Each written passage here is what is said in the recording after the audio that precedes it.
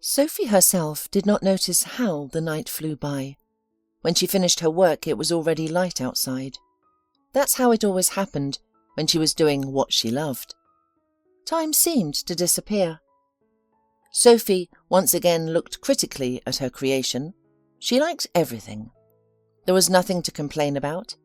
A 2-tiered cake, decorated with flowers, pearls, and carved leaves. Shiny icing, airy, delicate cream, soft, fresh sponge cake. The mastic figure of newlyweds crowning this work of art caught the eye. Sophie did her best, and now the sweet couple literally resembled the bride and groom from the photos Brendan showed her. She tried to convey the smallest details, elements of costumes, hairstyles, even facial expressions. It turned out great. Sophie loved creating beautiful cakes from early childhood. Her favourite toys were pots and a mixer. Interestingly enough, little Sophie learned everything on her own. There was no one to teach her. At first, she took up cooking out of desperation. She wanted to eat, but food did not create itself, unfortunately. Then, she somehow got drawn in. The process itself turned into pleasure, creativity, a way to express herself, and a way to take care of loved ones. Sophie sat down at the table, propping her chin with her hands. The celebration was scheduled for tonight. It was early morning now, so she could get some sleep. The cake would soak up the cream, infuse and finish. Sophie anticipated how pleased Mr. Walton and his wife would be when they saw the gift, prepared by their son's girlfriend for their wedding anniversary. The idea of the surprise came to Sophie by chance. She was looking at an old family album she found on Brendan's shelf. She wanted to see childhood photos of her beloved. She found them, smiled at how funny and cute he was, and then came across a picture from his parents' wedding. Mr. and Mrs. Walton were so young, in love, so happy. Sophie admired their sincere emotions, and as often happens with creative people, she was inspired by this old photo. The idea of a gift was immediately born in her head. She and Brendan had thought so much about what to present his parents on their wedding anniversary. It had to be something interesting, bright, original and unusual. Sophie knew that Mr. Walton was not thrilled that his only son was dating her. She was not from their circle, had no wealthy parents nor influential relatives. Brendan was a real prince, the son of the owner of a chain of restaurants, educated at a prestigious university. He was handsome, athletic, and intelligent. At first, Sophie was also deterred by this fact. She tried to stop thinking about him, tried to control her feelings, but the heart cannot be commanded. And Brendan, he courted her sincerely, was as open and honest as possible, and eventually it won her over.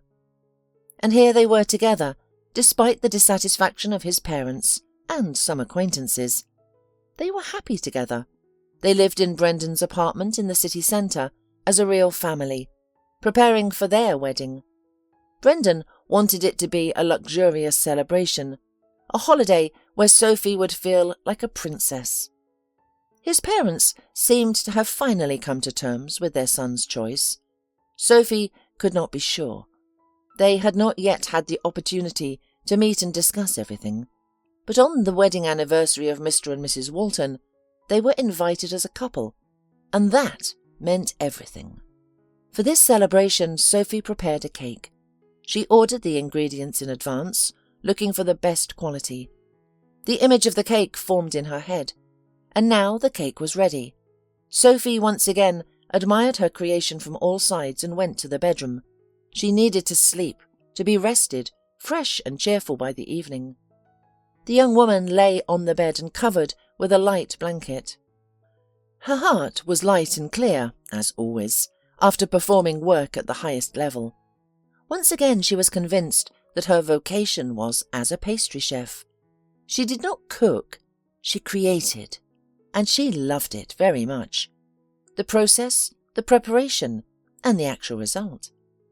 Sophie was tired, but sleep did not come to her.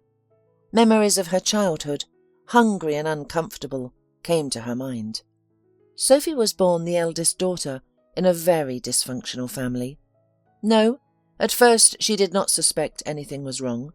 It seemed to her that everyone lived like that. An old, dilapidated house on the outskirts of the city, an overgrown garden, a decayed porch, cracked wooden windowsills, comfort on the street, damp wallpaper, a yellowed ceiling, creaky floors. Sophie had 2 younger sisters, Maura and lack-eyed Kim, who looked like a little gypsy. As for their mother, she was someone coming and going. She appeared in the house and immediately developed a lot of activity, forcing the father to rearrange the furniture, going through the children's things, constantly cooking something, then disappearing for a long time with another beau. She seemed to love her daughters. At least, she told them about it from time to time, especially when she had been drinking. But she punished the girls harshly. She could whip them with a belt and leave them without supper. And how she screamed at her children at those moments when she suddenly realized she had to bring them up. The walls in the house trembled. As Sophie grew older, she realized that loving parents do not behave like that. They do not leave their children with an eternally drunken husband while they fly off for another love, hoping for a better future. Sophie's mother disappeared for months or even a year. Then she came back, tried to live as a big friendly family, but quickly got tired of household problems, lack of money and boredom, and everything repeated itself. That's how Kim came to them. One day the mother came home with a huge belly. Even 9-year-old Sophie understood everything, not to mention the neighbours who gossiped at every corner. Sophie's father accepted both wife and child, patiently and submissively. He had endured other antics of his restless wife. Moreover, it was he who took care of the baby when the mother flew out of the nest again. Kim was not even 2 years old, just a baby, but they managed. He was a kind man, and he certainly loved his daughters. There was no doubt about that. As soon as he had money, he would run to the store, buy the children sweets and clothes, and he made no distinction between the older daughters and the younger, not his biological one. Sophie appreciated it. She saw and understood. Her father had a good soul, but he was a very weak man. "I am weak-willed," he admitted more than once to his eldest daughter. "Weak and cowardly. You see, I can't cope with this life. That's why I drink. It's not so terrible." The man did a few odd jobs. Who would keep an alcoholic employed? No employer would accept such an employee. Sophie's mother did not contribute to the financial support of her daughters at all, so the family lived very poorly. They ate sparingly, pasta and potatoes. Sometimes they had to eat cabbage and potatoes for weeks. Sophie and Maura bought clothes for themselves and their younger sister in second-hand stores, looking for something cheap but in good condition. Sophie did not study well. It wasn't that she lacked intelligence. Rather, she had little time to study. She had to clean the house, cook, and look after her sisters. There was no hope for her father. Occasionally, he cooked delicious dinners for the girls, especially fried potatoes and stew, but such feasts were rare. Most household chores fell on Sophie's shoulders. Maura, Sophie's sister, eventually abandoned school and home. She was attracted to discos and socializing with guys. The pretty girl had enough admirers who gave her clothes, jewelry, and took her to restaurants. Maura realized early on that a pretty girl could lead a pleasant, carefree life. Sophie worried as she watched her sister. She often noticed their mother's traits in Maura and understood that no good would come of such behaviour. "What a bore you are, Sophie," Maura said with her brightly painted lips. "You don't understand anything about life. While we're young, we must take advantage of it. Who cares about studies? And what use is math to you? Paul took me to a restaurant yesterday. Have you ever tasted oysters? I have. Sophie tried to convey the importance of education to her sister, but all her arguments crashed against Maura's convincing counter-arguments. So, Sophie quickly gave up in these arguments. She herself didn't study hard enough, but because she didn't have time for everything. Kim, watching Maura, also refused to study. She also knew from childhood she was good-looking, as everyone around her told her so. What a beautiful girl! What a bright appearance! Since she was about 10 years old, Kim was sure she would marry successfully, and for that she believed she didn't need to study. Sophie exhausted herself trying to set her sisters on the right path. Both of them were slipping into the abyss, and she could do nothing about it. "Genes," her father said, looking at his eldest daughter with a cloudy gaze. "You can't go against nature. They take after their mother. The same beauty, the same fate." Their mother disappeared when Sophie was about 18 years old. At first, no one was worried. It had happened before. Then a year passed, and another year. Sophie was studying at culinary college to become a pastry chef. Maura lived with a young man on the other side of town. Kim blossomed into a beautiful young girl. They still hadn't heard from their mother. Finally, Sophie forced her father to go to the police. By then, he had changed a lot. Drinking had erased all that was good and kind in him, turning him into a primitive, thoughtless being. Their mother was put on the wanted list, but time passed with no trace of her. It was as if she had vanished. Sophie felt instinctively that they would never see her again, which made her feel terrible, painful and heavy, but there was nothing she could do. From childhood, she was accustomed to things she couldn't influence. Her mother's fate remained unknown. Maybe she was no longer alive, or perhaps she lived happily somewhere. A little more time passed. Sophie graduated from culinary school. She was full of hopes and expectations. She started looking for a job, eager to put her natural talent and knowledge into practice. She wanted to find financial independence, but nothing worked out. Time after time, Sophie received refusals from the cafes and restaurants where she applied. No one wanted a young girl with no experience. Sophie begged for a chance. "I'm ready to work for free for a month. You'll see that I'm right for you." But she invariably had to look for other vacancies. The family had almost no money, not even enough for food. Due to utility debts, the lights were cut off. They needed to get out of this financial hole somehow. So Sophie became a cleaner, scrubbing floors in entrances. She tried to take on more work to make ends meet. By evening, her back ached, her arms and legs were sore, and the skin on her hands was cracked from chlorine and cold water. The labour of a cleaner is not easy or pleasant, but there was no other way out. Meanwhile, her father got seriously ill. His body was covered with spots, and he could barely stand, looking at everyone with cloudy, inflamed eyes. Sophie realised he wouldn't last long without hospital care. She repeatedly tried to persuade him to undergo an examination, but to no avail. He firmly refused any hospital or treatment. The inevitable happened on a frosty winter night. Sophie didn't hear anything. She was so tired from work that she slept deeply. She was awakened by the startled cry of Kim, her younger sister, who discovered their father's lifeless body in the morning. Ambulance, police, and endless protocols followed. Later, doctors announced the cause of death: cirrhosis of the liver. It was a legitimate diagnosis for his lifestyle. The most frustrating part was that he could have been helped if he had sought treatment in time. Sophie was left alone with a teenage sister to care for.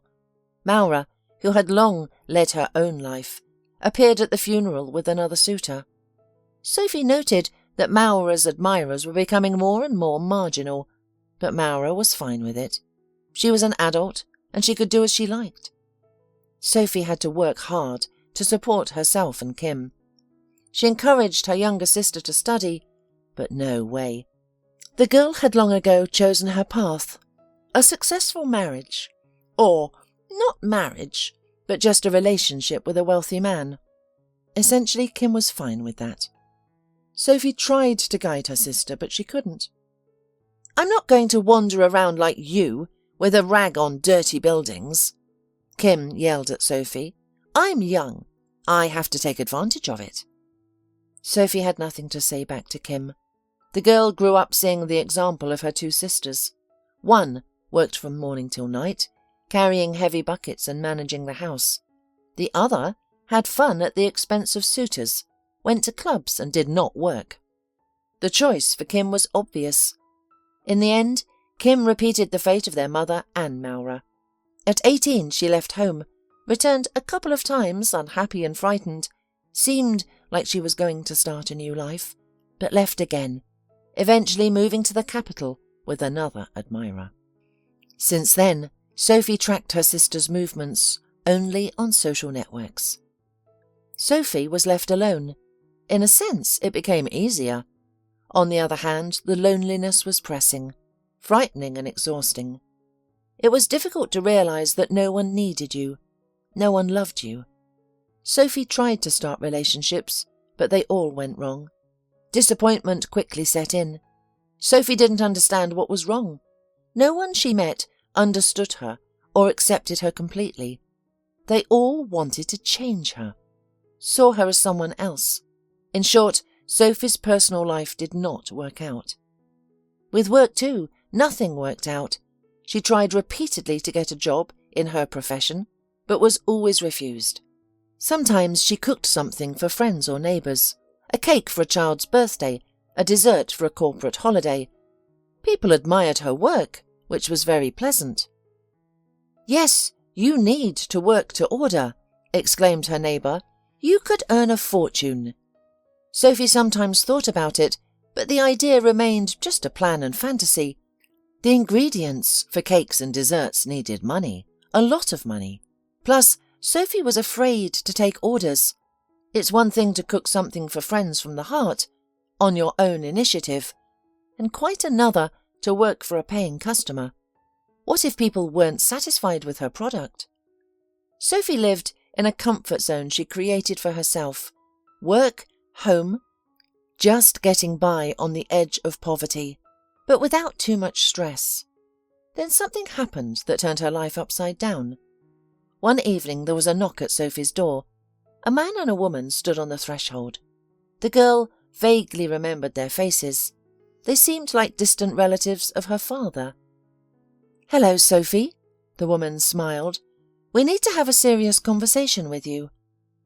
Sophie escorted the uninvited guests into the largest room in the house. The visitors sat down on the sofa. Sophie looked at them questioningly. Why were these people here? Clearly it wasn't for nothing. The woman began her story. The man sometimes interrupted, adding important facts. Sophie tried to comprehend what was happening, but couldn't. The truth was too terrible. It turned out that the house had never belonged to Sophie's father. The visitors had all the documents to prove it. The dwelling was the property of the woman, and consequently the husband too. "I let him live here as family," the woman explained, looking slightly guilty. "After all, he had 3 children with nowhere to go. You've lived here for a long time, but now we have to sell the house because our son got married. He needs money for his own place. You have to understand, you and your sisters are of age. So?" Sophie was warned that she needed to find somewhere else to live within 2 to 3 weeks. The guests left. Sophie sank into a chair in despair, covering her face with her hands. Her whole life was spent in this house. She believed it belonged to their family, never doubting it. Yes, the house was old and in need of repair, but it was their home, familiar and even beloved. Where would she go now? Where would her sisters go back to if things didn't work out? There was only one option left: renting a place to live. But Sophie's earnings were barely enough for food, and now she had to rent. There was nothing to do. She wiped her tears, sighed heavily, and went to the internet to look for a suitable apartment. Sophie realised that along with the apartment, she would have to find a new job, because her salary wasn't enough for housing, no matter how hard she tried to save money. But what to do, she thought. I have to move out in 2 weeks. I can't be on the street. She found a suitable option in a disadvantaged area of the city, in a wooden, long, 2-story building with thin walls. The conditions were terrible, especially considering the neighbours, a half-deaf, elderly lady who constantly turned the TV up full blast and had a habit of talking to herself very loud, and a young trucker named Scott who loved noisy gatherings and had already had 2 divorces. This trucker caused many of Sophie's problems. For some reason, he decided that she was lonely. She needed a man's company, his company. Scott literally would not leave Sophie alone, with frank compliments and lewd looks at any encounter. The worst was when he got drunk. That's when the girl was fearful, locking herself in her apartment and avoiding going out. Sometimes friends came to Scott. They hung out until morning, talking, laughing, occasionally quarrelling and swearing loudly. It never came to fights, though. Sophie and the second neighbour behaved quietly.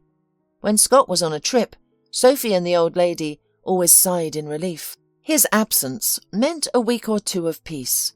But the trucker always came back from his trips, and everything started all over again. The old lady neighbour felt sorry for Sophie. She was the one who showed the girl that ad. The violent neighbour had just gone on a trip, so the apartment building was temporarily calm. "Girl, look what I've read in the newspaper," the elderly woman said to Sophie one day and pointed a long dry finger at the page with ads. "Look, in a rich house, an au pair is required, good salary plus accommodation, in royal, as it seems to me, conditions. Why don't you go and see if you can get a job there?" Sophie thought for a moment. An au pair. What is that?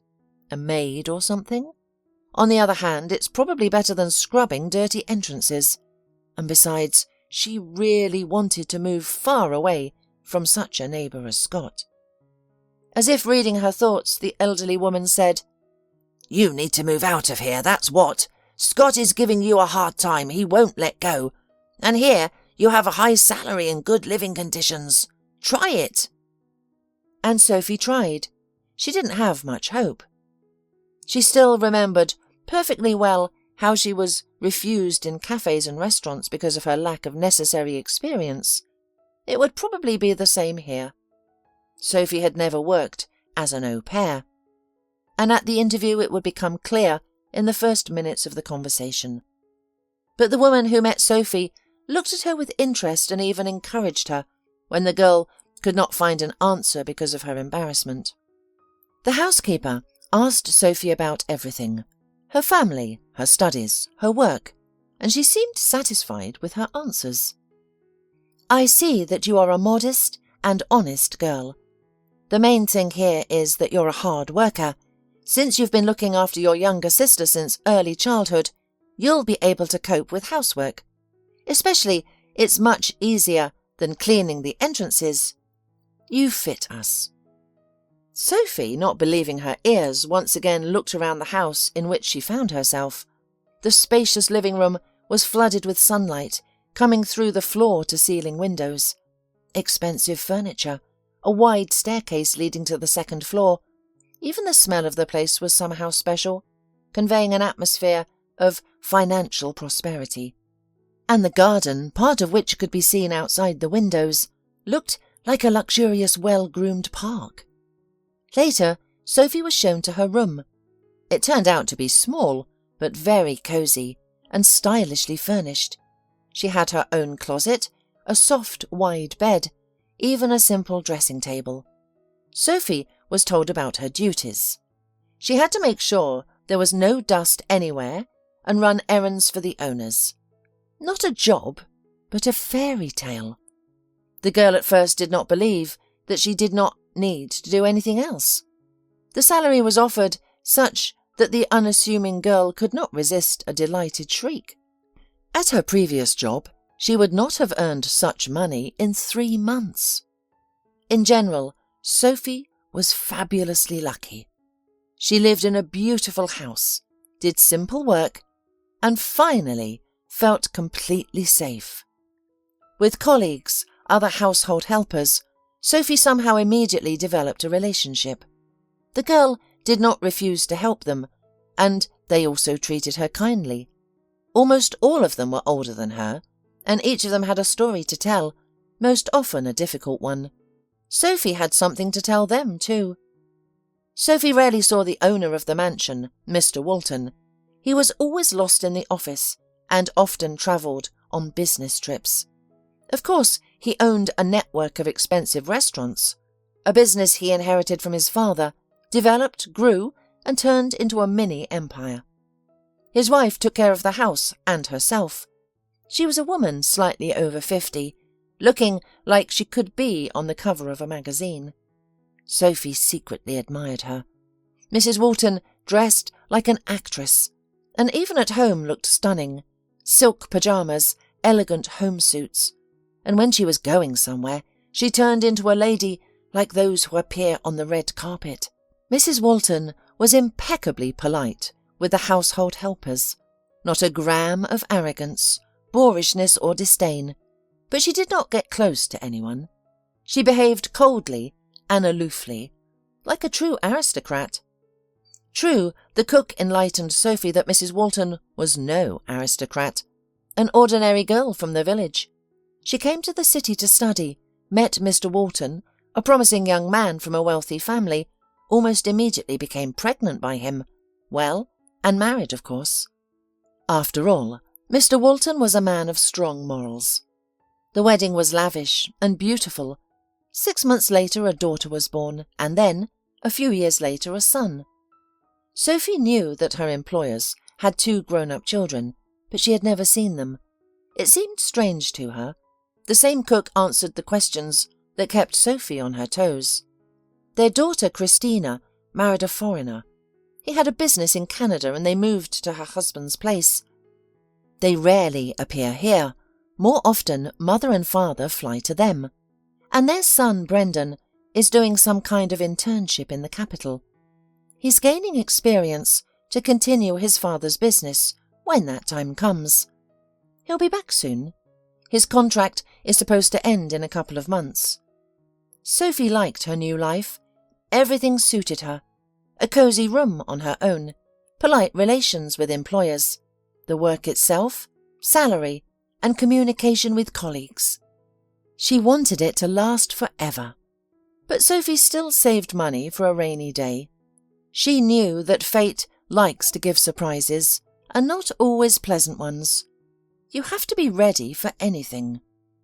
Sophie often helped in the kitchen with the preparation of lunches and dinners, of her own free will.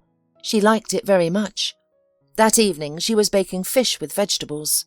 A new recipe caught her eye. The girl was inspired, decided to try it out immediately, and, as always, got carried away. That's why she did not immediately notice the young man who quietly entered the kitchen. But when she finally felt his gaze, she looked up and froze, as if mesmerized. There was a guy looking at her. Tall, grey-eyed, russet-haired, sharp cheekbones, a straight nose, and sharp lip lines. He was dressed simply, black t-shirt, blue jeans, sneakers. And this image suited him incredibly well. The clothes favourably emphasised his athletic figure. Sophie looked away, realising that she was too frankly admiring the stranger. A handsome guy, of course, but there was something else about him that attracted Sophie, an inexplicable feeling. It seemed as if he had been familiar to her for a long time. "Good afternoon," the guy broke the silence. "And are you our new au pair?" By this question, Sophie realised who was in front of her. Brendan, the son of Mr. and Mrs. Walton. Everyone had been saying that the master's son would soon return from the capital, and here he was. Sophie looked at him again, smiled, and nodded affirmatively. His grey eyes studied her carefully, with interest. Sophie suddenly realised that the young man liked her very much. This realisation filled her heart with joy. He looked at her like that. The girl had no doubt she impressed him. Then there was a festive dinner in honour of the heir's return. Mr. Walton looked genuinely happy, glowing. Mr. Walton, though more restrained, also rejoiced at his son's arrival. After dinner, Brendan found Sophie, and, under some insignificant pretext, struck up a conversation with her. They talked in the garden as evening approached and twilight descended. The air smelled of herbs, warmed by the day. Brendan was beside her, smiling, looking at Sophie as if she were the most beautiful girl on earth. Such a look would make anyone dizzy. Brendan was witty, polite, funny and sensitive. He was obviously waiting for a signal from her. Any hint, and he would immediately make a move. But Sophie, she was in no hurry. She wanted him to hug her, hold her, kiss her. But where is Brendan? And where is she? A poor girl with no home, no family, no prospects. Can there be anything between them? Sophie tried to act aloof, yet something was brewing between her and Brendan. Something beautiful and weightless. As time went on, it became more tangible. His looks. Sophie often caught them on herself, and it gave her great pleasure. Brendan admired her. She understood that. He sought meetings with her, supposedly casual, and often tried to help her with her work, which embarrassed Sophie. Of course, he was rarely at home. Like his father, he spent a lot of time in the office. Brendan also went out with friends and sometimes came home in the morning, making Sophie inexplicably jealous. What if there were beautiful girls among his friends? Sophie was annoyed at herself. Why should she care who Brendan was dating? A young man should have a private life. It's normal. Still, the thought of a potential rival depressed her. Sophie was tormented by the idea that Brendan looked at someone else as he did at her. Sophie's mind usually prevailed over her feelings. She knew nothing serious could happen between her and Brendan. At most, they might have a non-committal relationship. Sometimes it seemed she was ready for that, just to feel his love for a while. But then Sophie realised she didn't want that.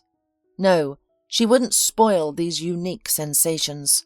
For the first time in her life, she experienced such strong and beautiful feelings. One day, Brendan made up his mind. He came back from the office, satisfied, having concluded an important deal. His father praised him at dinner, and his mother looked at him with pride and adoration. Brendan's friends called, offering to celebrate success at the club. Sophie realised this from the snippets of his conversations. And later that evening, he approached her as she hosed down the garden path, washing off the day's debris. Sophie immediately sensed his determination. He looked at her with admiration, warmth and embarrassment. Sophie smiled and turned off the water. "You're a stunning girl," Brendan began, visibly nervous. It looked touching. "And you? I like you a lot. I think it was impossible not to notice. Everyone here seems to know already." Sophie felt a warm wave, goosebumps on her back, butterflies in her stomach. Guessing and understanding were one thing.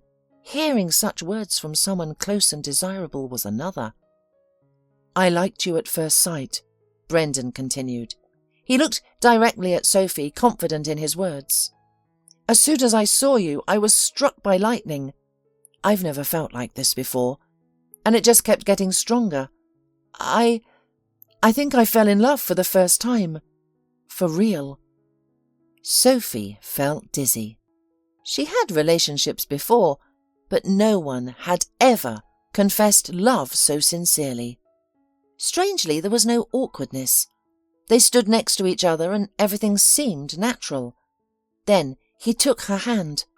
The touch was magical, gentle, careful. Sophie squeezed his palm lightly. She wanted the moment to last forever, but knew it wouldn't. Moreover, she was about to ruin the fairy tale. Sophie had thought a lot about her and Brendan, dreamed and imagined their future together. At the same time, she bitterly realized it would never happen because they were too different, from different worlds. Now Brendan was fascinated by her, but when the first delight passed, he would see everything and understand. He might think she was a hunter of rich young men, cleverly taking advantage of the situation. And what about his entourage? Brendan's friends, colleagues and relatives wouldn't like a girl from the slums being with him. Sophie might even lose her job and end up on the street again. She had too much at stake. Brendan was decent, responsible and kind. He would eventually realize she wasn't his equal. No matter how it went, Sophie shouldn't lose her head. One of them had to see things soberly. Such a relationship had no future. They even had a name for it. Mesalliance. It's a nasty word. I want to take you out for a walk. Why don't we celebrate my deal together? Let's get to know each other better, Brendan suggested. Brendan looked at Sophie with eyes full of hope. She wanted so much to answer him positively and see the joy in his eyes. This evening was just for the two of them.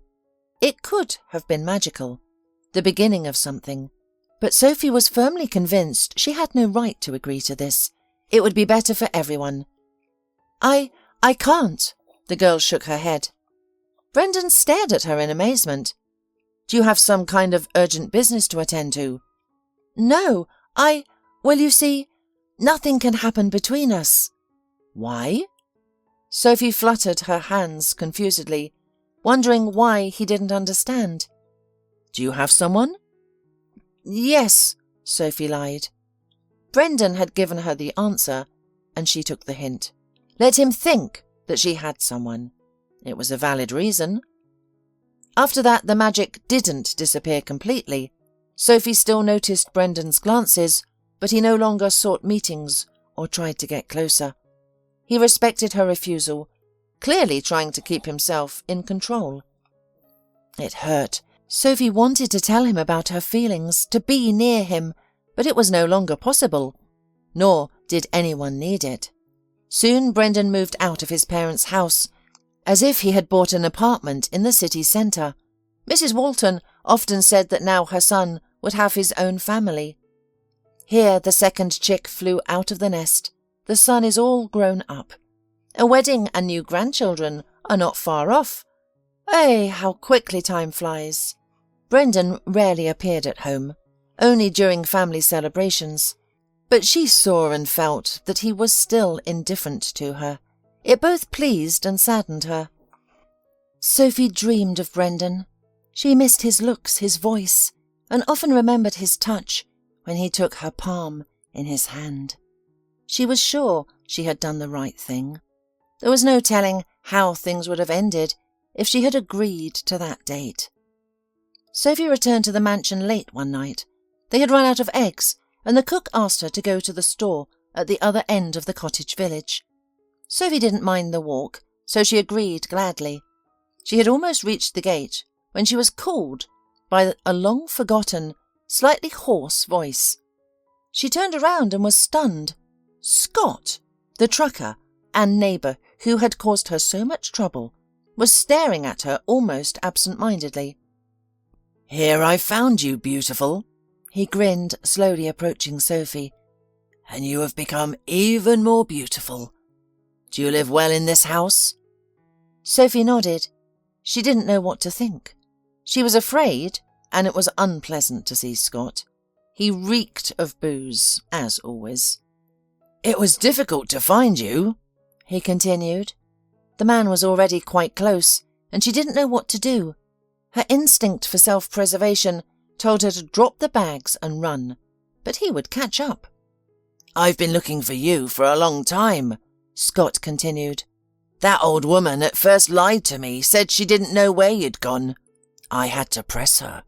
Well, she gave it all away in the end, and here I am."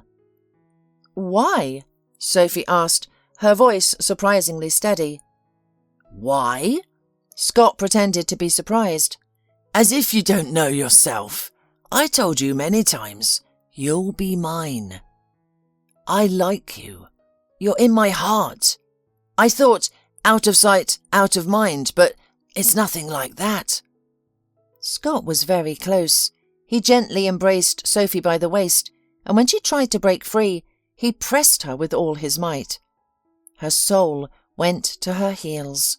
Scott was strong, very strong. It was useless to fight him.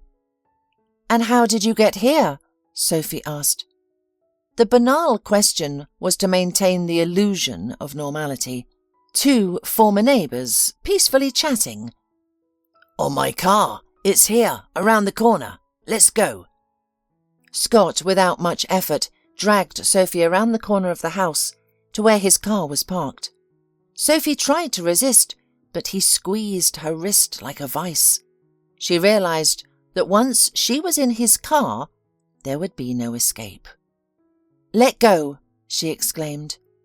"No, that's not why I've been looking for you for so long." Sophie twisted and tried to kick Scott under the knees, but he easily guessed and prevented this maneuver. She tried to scream and wriggle, but no one saw or heard her. The streets were deserted, as they almost always were. Scott stayed away from the surveillance cameras on the fences. He had thought of everything. There was nowhere to wait for help. Sophie managed to put up minimal resistance. Scott tried very hard, but because the girl kept lashing out towards the car, they were moving extremely slowly. "Why are you struggling?" the man vexed. "Everything will be all right. We'll live together, one family. You alone, I alone. Everything will be fine with us." Scott seemed to really believe what he was saying. Sophie desperately resisted, although she realized she was unlikely to break free. When she decided there would be no salvation, Scott suddenly first weakened his grip, then released her. Sophie didn't immediately realize what was happening. Her tormentor bent in half, as if from severe pain. Then she saw him. Brendan. His movements were clear and professional. Remembering Mrs. Walton's words that her son was very successful in karate during his teenage years, those skills were clearly useful now.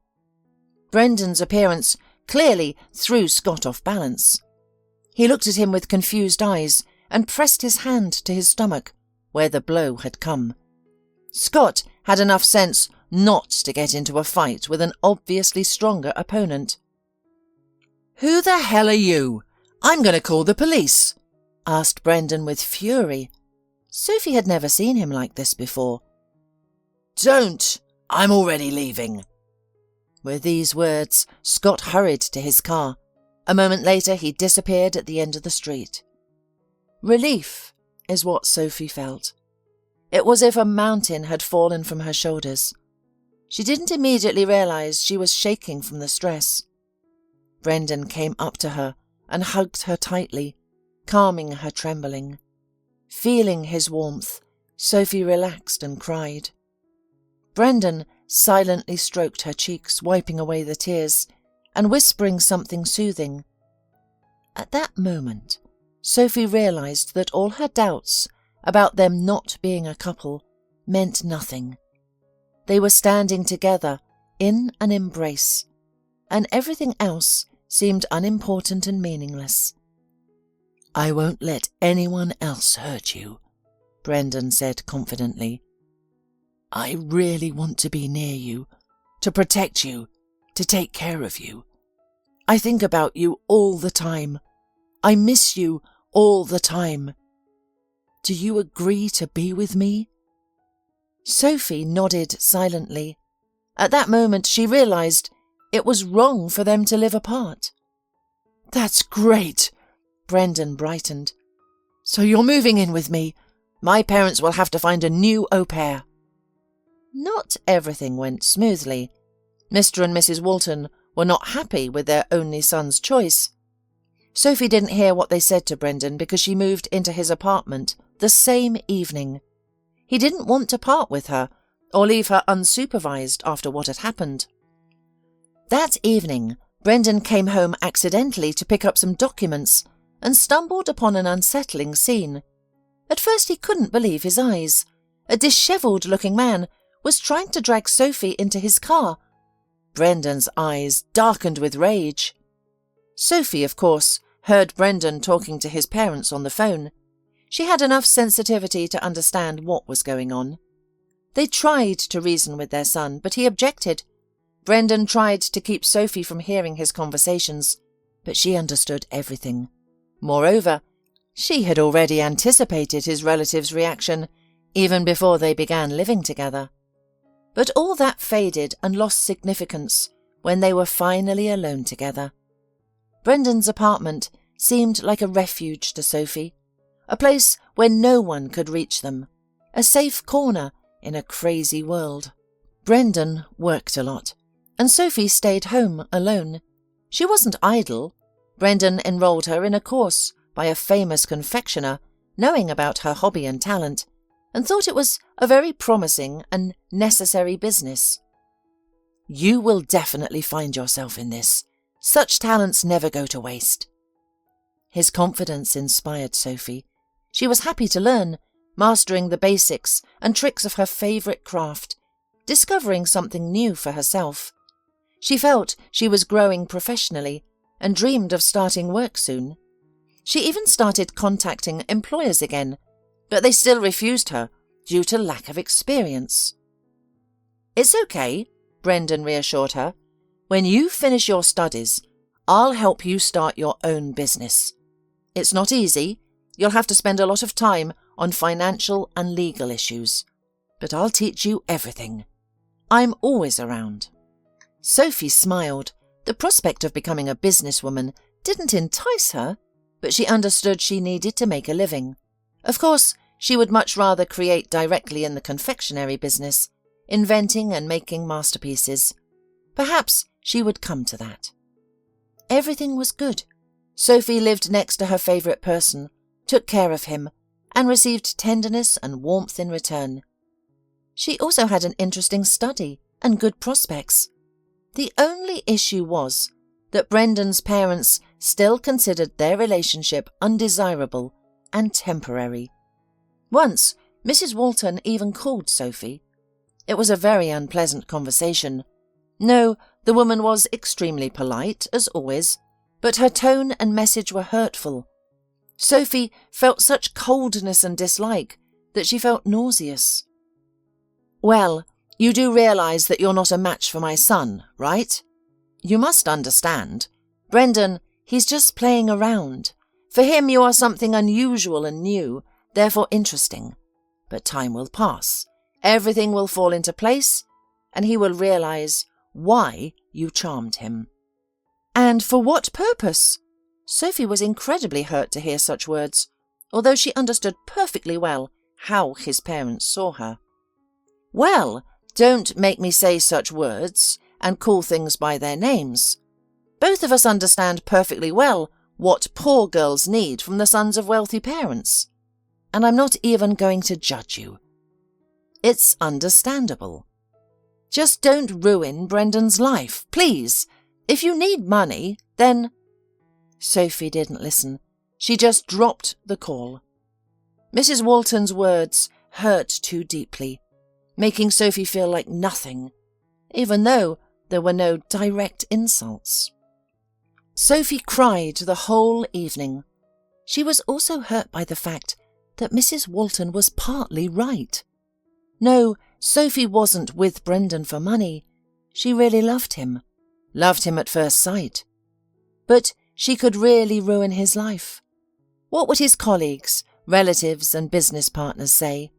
Brendan would be ashamed of her. But all doubts dissipated as soon as Brendan was near. Sophie saw and understood. She made him happy, and that was enough.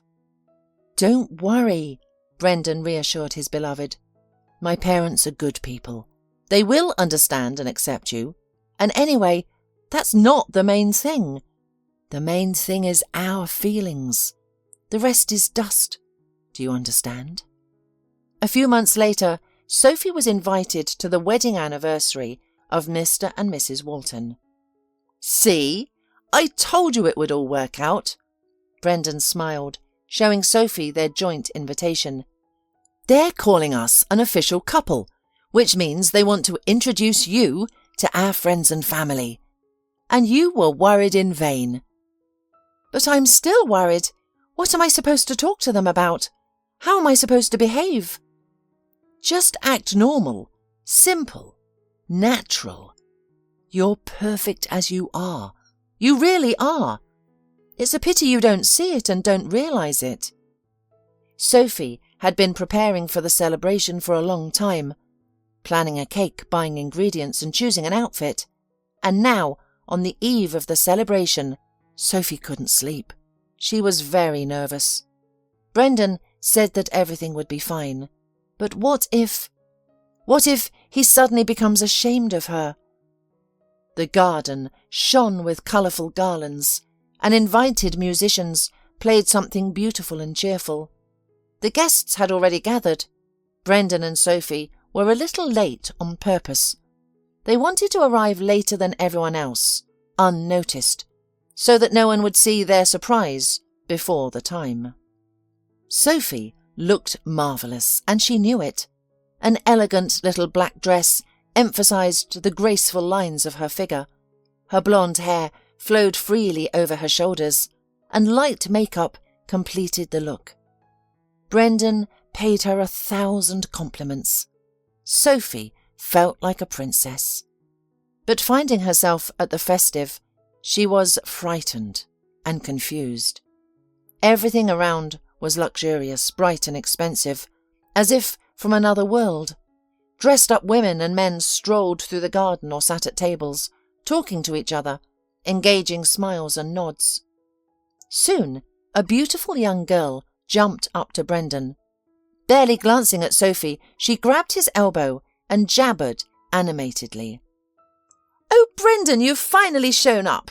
Your parents are looking for you. Come, quickly. Trisha, let me introduce you to—" Later, smiled the young beauty. "Come, it's urgent." And Sophie was left alone among all these strangers. She didn't understand how to behave, where to sit, or whom to greet. She felt lonely and improper at this celebration. Even Brendan was not around. Sophie shivered, looked around, saw an empty table behind a lush bush, and decided to take that place while waiting for Brendan. Waiters in shining gold uniforms were scurrying between the tables, serving drinks and appetizers. On the trays were forks of different shapes. Probably certain appetizers required specific cutlery, but Sophie didn't know which fit which, so she politely refused the treat when a waiter approached her. Soon Brendan appeared. Sophie was terribly pleased to see him and felt relieved. With him was still the same young girl who had carried him off a quarter of an hour ago. "This is Trisha, my cousin." He finally introduced his companion to Sophie. "And this is Sophie, my fiancée." "Excellent." Trisha smiled at her new acquaintance. "Come on, I'll show you around and introduce you to everyone you need to meet." Before Sophie knew it, Trisha was dragging her deeper into the garden. Soon they joined a group of girls who looked like magazine beauties, languid, well-groomed, and resembling dolls. Sophie, of course, understood that this was the work of stylists and makeup artists, but she still thought that living people couldn't be so perfect. Sophie hoped the introductions would go well, but after a few minutes she was desperately looking for an excuse to run away. She couldn't keep up with any of the topics. The girls talked about branded items, foreign trips and clubs. Sophie had never even heard the names of such clubs. She felt out of place. Well, of course. The recent maid suddenly found herself in an entirely different society. Brendan seemed to understand. He showed up just in time. Sophie was barely hanging on. He took her away from the glamorous beauties. Why are you so confused?" "They're different." "They're normal," Brendan objected. "Anyway, you're a million times better than every one of them. And don't worry about anything." But to Sophie, this was not nothing. She finally realised that she had been right before. She and Brendan are not a couple. They belong to entirely different worlds. His environment will never accept her as one of their own, and Brendan will sooner or later begin to suffer for this and perhaps regret their relationship. Soon, loud, cheerful music played, and the host of the celebration invited everyone to the summer stage. The main guests of the celebration were about to speak. An impressive crowd gathered in front of the stage. Mr. and Mrs. Walton, looking like a royal couple, looked at the guests with slight smiles. They thanked the visitors for their attention. Then Mr. Walton gave a beautiful toast. Sophie listened. His words to his wife were sincere and hot. It was obvious that the feelings of the celebrants were still strong. Then the host announced that it was time for a sweet surprise. Sophie froze. Now they would bring her cake. A moment of excitement. The waiters brought out Sophie's creation on a low cart right onto the stage. A cake she had worked on so long and painstakingly. A buzz went through the crowd of guests, who were hard to impress. Mrs. Walton looked at the cake in admiration. Mr. Walton smiled in surprise. Sophie saw that the cake amazed and impressed them, and she felt relief and joy. Everyone liked it. Her hard work had paid off. "Sophie, your order has arrived. Can you take a look? I don't know if it's the right shade or not." Sophie smiled and nodded to Ellie, her subordinate. "Yes, I'll be there in about 5 minutes." Ellie walked out, carefully closing the door behind her. Sophie glanced over the report once more. Everything seemed right. Everything fit together. Sophie still couldn't get used to how her life had changed. It all happened because of the cake she presented on Brendan's parents' wedding anniversary. The confection created quite a sensation. When the host announced it was Sophie's creation, everyone stared at her, including Mr. Walton, who looked at her as if seeing her for the first time. His eyes showed interest. Then everyone started talking. A murmur ran through the crowd. The feast continued. A man of about 50 squeezed through the crowd to Sophie. He smiled warmly and introduced himself as Mr. Walton's partner, also working in the restaurant business. "Sophie, you are amazingly talented. I would be thrilled if you agreed to work in my company. We need unique pastry chef like you." Sophie looked at him confused, as he continued to persuade her, describing the conditions and salary he would offer. It was dizzying. How could this happen? After so many rejections, such a favourable offer found her. And then Mr. Walton joined them, also smiling. "No, my friend," he addressed the man. "I need such people myself. Don't poach my valuable employees." Sophie was completely confused. Mr. Walton glanced at her and continued, "I had no idea you were such a master professional. I'd be honoured if you agreed to head the pastry shop." Brendan smiled broadly, put his arm around Sophie, and pulled her close. "Well, you finally realise what she's really like," he said to his parents. Now, Sophie was engaged in her favourite work, designing and creating confections. True, she also had to do some administrative work, but it didn't take much time. Mr. and Mrs. Walton turned out to be a simple and friendly couple. They even apologised to Sophie for their previous attitude toward her. "You see," Mr. Walton tried to explain, When I first learned that Brendan was in love with you, I thought you were just another gold digger. I've seen many in my life, and it never ended well. We wanted to protect our only son." "But talking and warning didn't help," Mrs. Walton added. "Brendan kept saying he loved you and told us how wonderful you are. Our son has always been responsible and reasonable, but at that moment we didn't believe him. We thought he was just charmed by you. I'm ashamed of that now. We really didn't think you two were a good match." "I thought so too at first," Sophie admitted. She didn't resent Brendan's parents. She understood their reaction was logical and even natural. "We specifically invited you to the reception on our wedding anniversary, hoping Brendan would see how you didn't fit into our society and understand everything himself. I'm sorry, we were very wrong. And then there was the cake," Mrs. Walton continued. "This stunning surprise. When I saw it, I realized how wrong I was about you. You're a creative, talented person, a true master, not just a girl from a poor neighbourhood dreaming of a rich husband, but a whole person, endowed with talent and hard work. That cake, it made me see you in an entirely different light." Sophie was grateful for their honesty.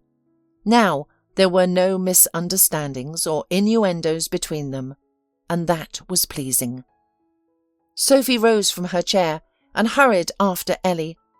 She needed to check her order and correct any discrepancies quickly. They had a lot of work to do. The wedding season was upon them.